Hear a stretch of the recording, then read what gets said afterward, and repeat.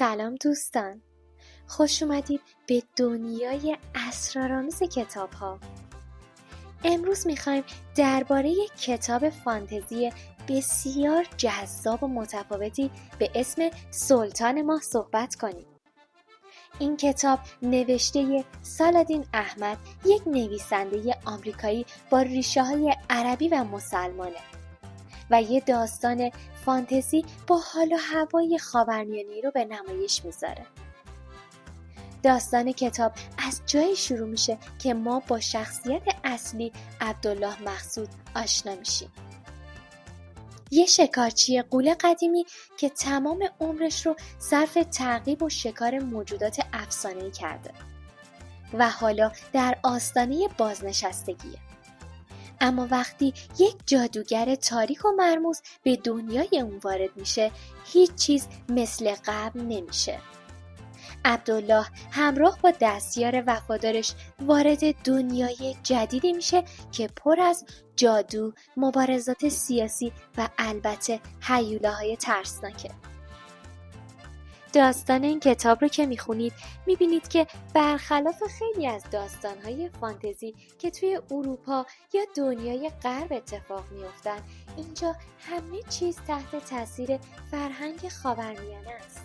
یعنی شما به جای دیدن جنگل‌های پر از اژدها باید آماده بشید برای بیابان‌های بزرگ، قبیله‌ها و امپراتوری‌هایی که توی دنیای افسانه‌ای این کتاب حضور دارن. اینجا نه خبری از قلعه‌های بزرگ و پر از اژدهاست، نه از دنیای قرون وسطی.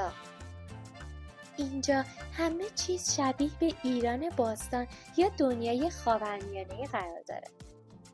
میتونید در ذهنتون تصور کنید که چطور یه دنیا پر از تاریخ، فرهنگ و دینهای مختلف به یه دنیای فانتزی تبدیل میشه که هنوز هم معاصر و جذابه.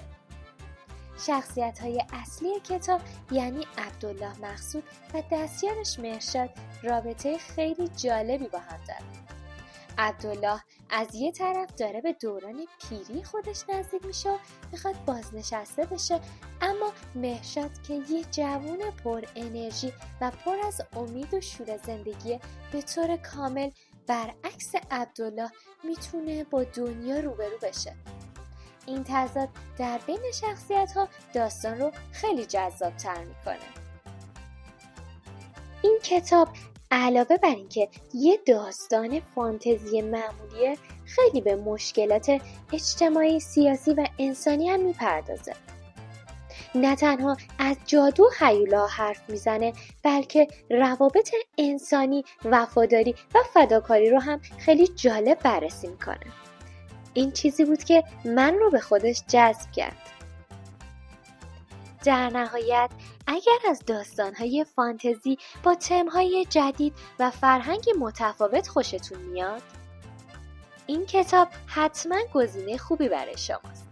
اگه به دنبال یه دنیای جدید پر از ماجراجویی و جادو هستید، سلطان ماه را از دست ندید. این کتاب یه دنیای جدید و کاملا متفاوت رو به شما نشون میده که نمیتونید ازش چشم پوشی کنید.